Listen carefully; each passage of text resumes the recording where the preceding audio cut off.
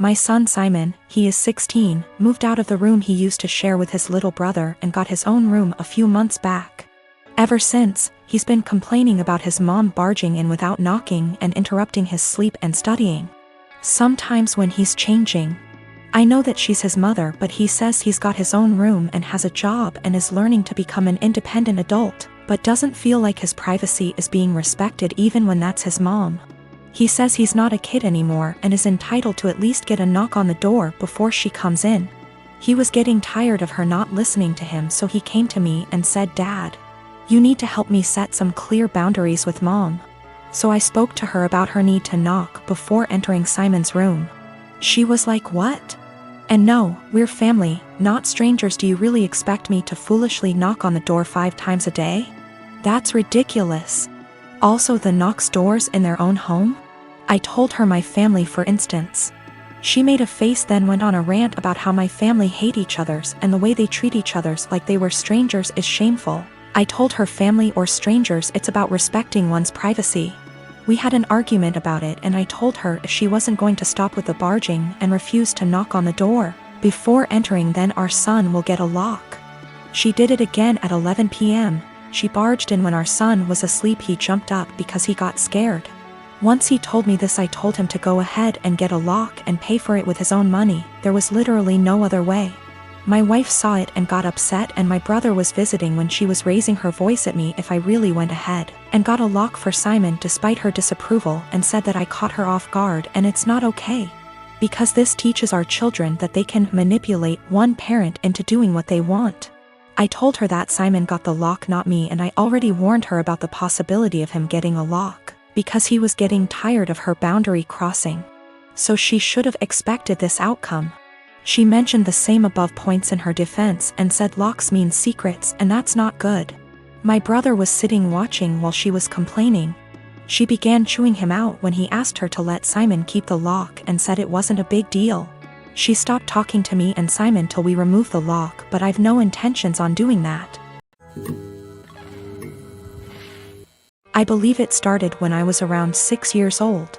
My parents often had friends over in the house. I didn't know they were polyamorous OFC. One day I was outside playing, got hurt, and when I ran inside caught my parents making out with some random guy. They told me they have other adults that they love and it's a completely normal thing. Me being a child just accepted that. They gave up being secretive and their partners would constantly be around, even joining on outings. I remember that on my 10th birthday they invited 3 of their partners, one of who I'd never seen before. And for the rest of the day my parents just withdrew from my party and hung out with them. I never saw them doing anything explicit again, but they would kiss their partners, hug them, make flirty comments. Something that would be normal between parents, but with many more people. Sometimes I came home from school and my parents were gone and there was some random adult in our house. Some of them seemed surprised that my parents even had a child. I always hated it, but since my parents had told me this was normal, I assumed many adults probably did similar things and that it's just an adult thing all kids hate. Later they had less partners and eventually seemed to stop. Not that I'd know for sure. I moved out with 17. I didn't think about it anymore. A year ago I started therapy, other reasons. As usual, the topic of my upbringing came up and it brought back many feelings I wasn't aware of. I realized that although my parents were always good to me, I had never really felt close to any of them and still have a lot of resentment that they made me feel like I had to compete for my parents' attention with random strangers. A while ago, I visited them and they told me they are going to take part in a documentary about polyamorous families, and that the producers would like to include interviews with the children. So they would love if I could agree and tell everyone that polyamory doesn't mess kids up. All my resentment bubbled up and I said that I cannot agree because I would not be able to say anything positive. My parents looked shocked. I had never brought this up before, and asked why, and I unloaded all that I always felt pushed aside. We barely had any family time without strangers intruding. It turned into an argument and I became loud and yelled that the truth is it did me up and they shouldn't have had a child. My mother cried and my father said I should probably leave. So I left and was shaken up for the rest of the week, but also felt regret because I've never made my mom cry before. Later my father sent me a message that was like, "We are sorry you feel that way. Can we have a calm discussion about this soon?" Even though I tried to, it's like I can't reply. This argument brought something very emotional up in me. My wife and I have been together for 5 years, married for 3, and have no children. For our first few years together, she was a full-time attorney working 50 to 60 hours per week. At that time, her income was approximately 40% higher than mine. The income disparity did not bother me at all. I mean, who doesn't like more money?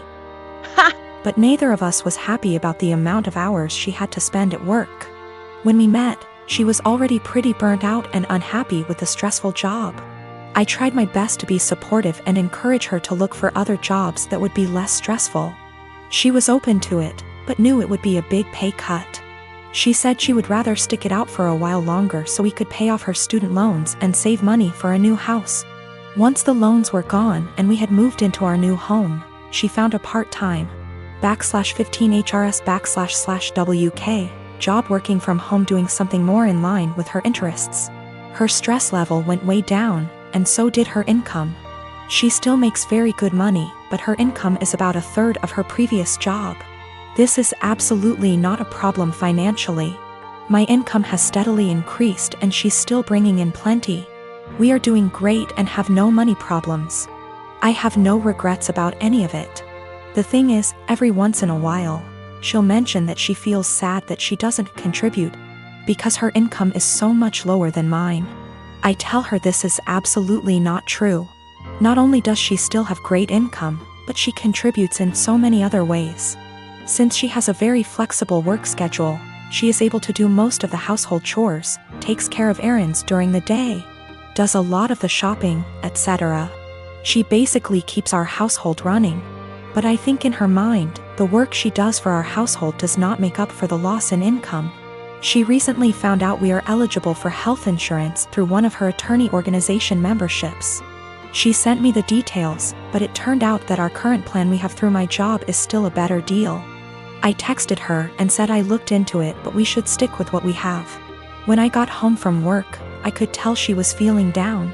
She told me she had gotten excited at the possibility that we could use something through her work, and that she would be providing something major. She was crushed when I told her we shouldn't use it. I felt terrible. While she was working at her old job, we decided we wanted to start a family. The ideal situation was for her to get a low-hour, flexible, work-from-home job so she could be a stay-at-home mom with a little bit of income on the side. This job popped up and it seemed almost perfect for us. Unfortunately, the baby has not come as quickly as we had hoped, which we knew was a possibility. So we are kind of in limbo where she doesn't want to quit her current job or start a new full-time job, because she could get pregnant at any time. I have 3 children, the oldest being 16M. For my birthday last week my son went out and bought me this swinging hammock chair that I had been wanting for 2 years, and it cost him quite a bit of his saved money, which I fully intend to put back into his bank account so he can continue saving. He was so excited to see me open this gift and couldn't wait to help me set it up. I told him he shouldn't have, that it was a lot of money, and his response was, "You never get anything nice. I wanted you to have it." And it was true. I usually don't get anything for my birthday or Christmases outside of Tupperware or soaps. So it might sound stupid, but I have cherished this swing ever since he got it for me. Especially where I finally have something nice that's mine. My sister-in-law comes over once a week to see all of us, and she immediately headed straight for my swing, which my son hooked up on our deck. I told her to please not sit on it, and she said, "Is there a weight limit?" So I told her yes, 250 pounds, and I even showed her the box to confirm. She was not upset about this. She just said that's a bummer. They need to make something capable of holding us big girls.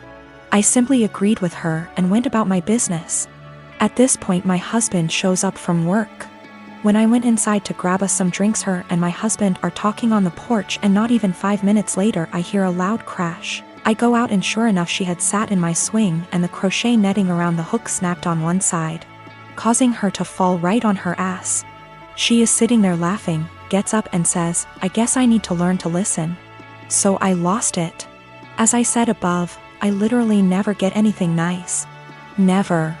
This is the one thing that I had that was mine, and it didn't even take someone a freaking week before they ruined it for me.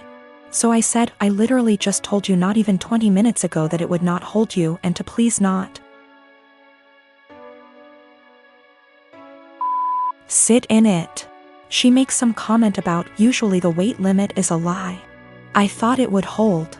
So I said the weight limit probably would have held if you were only 50 pounds heavier than it, not 150. She is 420-ish lbs because she is one of those girls who eat food on camera for money and she absolutely loves her weight. But regardless, instead of apologizing or offering to compensate me for my destroyed item, she has resorted to saying I'm a shitbag for making her feel like her weight is a problem and my husband is on her side.